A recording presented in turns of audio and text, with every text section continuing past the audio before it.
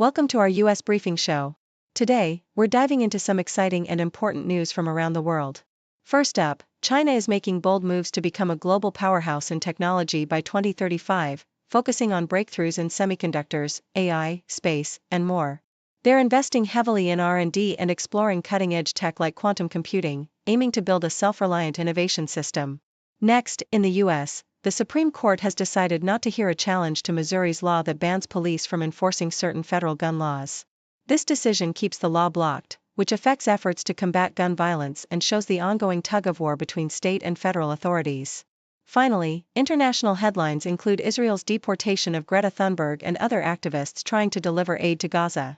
Allegations of mistreatment during detention have sparked global concern, though Israel claims all legal rights were respected. It's a tense situation with many watching closely. Please continue to stay tuned for more details on these stories and others. According to South China Morning Post, China is rapidly positioning itself as a global powerhouse in science and technology, with ambitious plans to lead in AI and semiconductor industries by 2035. Over the next 5 years, China aims to shift from mere catch-up strategies to pioneering innovative technological pathways, such as fully developing domestic advanced process nodes and exploring emerging fields like photonic chips and quantum computing. Despite significant progress, such as a 48% surge in R&D investment and becoming the world's largest publisher of impactful scientific papers, China faces hurdles in high-end chip manufacturing, where Western companies still dominate. The nation is also emphasizing the importance of building its own development ecosystem, moving beyond dependency on foreign technology, and investing in disruptive innovations like chiplet packaging and nanoimprint lithography, all while tackling internal issues like excessive competition among domestic firms that strain resource allocation. This strategic push is closely intertwined with AI development, which is seen as both a catalyst for demand and a transformative force in chip design, promising breakthroughs in foundational algorithms, brain-inspired computing, and integrated data ecosystems to bolster China's technological sovereignty and economic growth.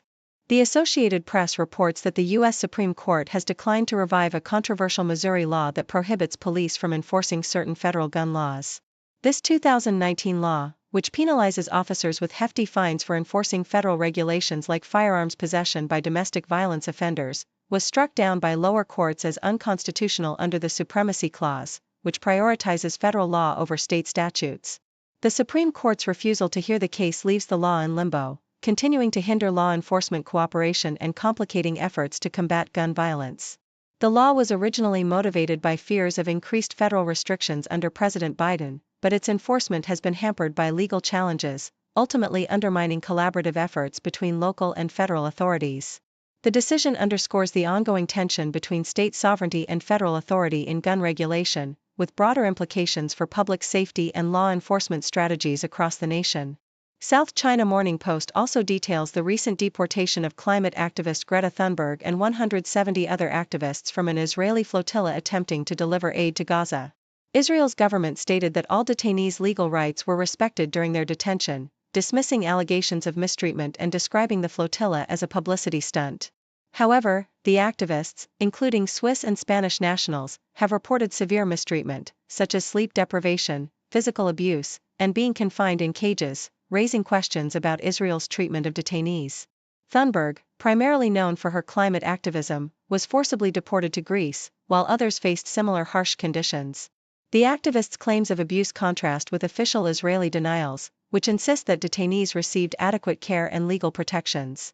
The incident highlights the ongoing international controversy surrounding Gaza aid efforts, with activists and governments divided over Israel's conduct and the broader implications for humanitarian access in the region.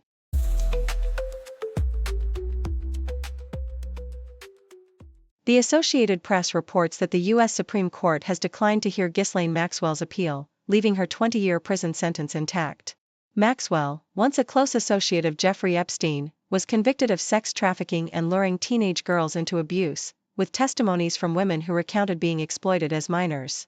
Her legal team argued that a 2007 non-prosecution agreement protected Epstein's potential co-conspirators, but the court's decision to refuse the appeal means her conviction remains upheld. Meanwhile, Maxwell's transfer from a Florida low-security facility to a Texas minimum security camp remains unexplained, but her lawyer insists she is innocent and should never have been tried or convicted. The case continues to stir controversy, especially as details of Epstein's death and the government's handling of evidence remain under scrutiny, amid conspiracy theories and political tensions. The Associated Press highlights the economic toll of trade tensions on American distillers, focusing on Canada's retaliatory measures that resulted in an 85% plunge in U.S. spirits exports there. Despite Canada removing tariffs weeks ago, many provinces still ban American spirits, and consumer reactions to ongoing trade disputes threaten to dampen demand in other key markets like the EU, UK, and Japan. Overall, U.S. spirits exports fell 9% in the second quarter of 2025, with sharp declines in whiskey, vodka, and brandy categories, although some markets like Mexico and South Korea saw growth. Small distillers, such as Kentucky's Tom Bard, face significant setbacks in expanding their presence abroad due to these trade conflicts, which have also led to reduced revenue and unfilled jobs. Larger companies like Brown-Forman are better positioned to withstand the disruptions, but the industry as a whole remains vulnerable until free trade agreements are restored and tariffs eliminated.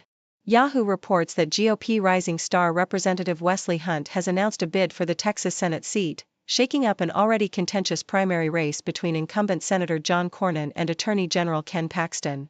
Hunt's entry introduces a three-way contest expected to be highly expensive and fiercely fought, with many strategists predicting no candidate will secure enough votes to avoid a runoff. Hunt's campaign emphasizes his military service and Trump endorsement, which could bolster his chances, but he faces challenges in matching the fundraising power of Cornyn and Paxton. The race is further complicated by the absence of Trump's official endorsement, leaving the outcome uncertain. Meanwhile, Democrats are also engaged in a primary battle between Colin Allred and James Tallarico, adding to the competitive political landscape in Texas ahead of the 2026 midterms.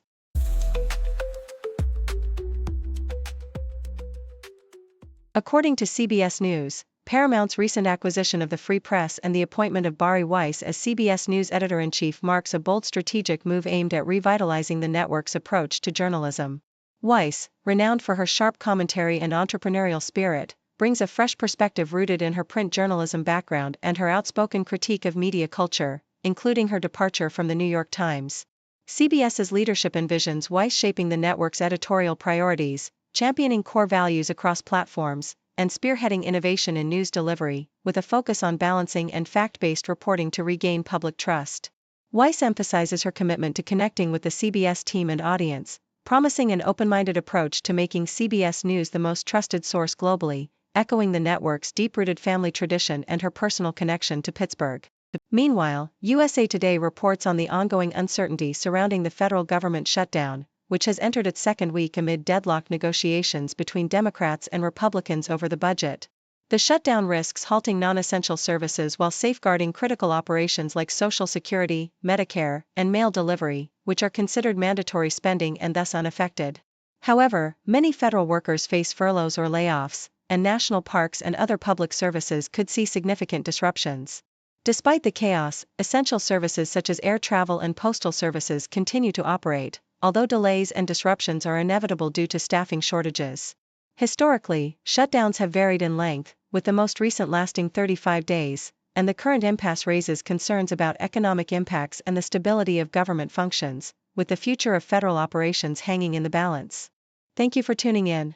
The content above showcases the latest briefing reports and analytical synopses, thoughtfully curated by the 6Do team. These insights stem from a wide array of reputable media outlets, think tanks, government sources, and specialized experts worldwide. We encourage you to explore these sources for a comprehensive perspective. Keep in mind that while the content may not always align with the official standpoint of 6Do Brief, it's not meant to be taken as absolute directives for decision-making. Comprising seasoned media professionals, learned scholars, and accomplished scientists, the 6Do team embodies a trailblazing, fully independent media entity. To customize 6Do Brief to meet your professional needs, you have the option to subscribe to a diverse array of briefings on our website, 6dobrief.com. Regardless of your location, you can conveniently receive 6Do Brief via email.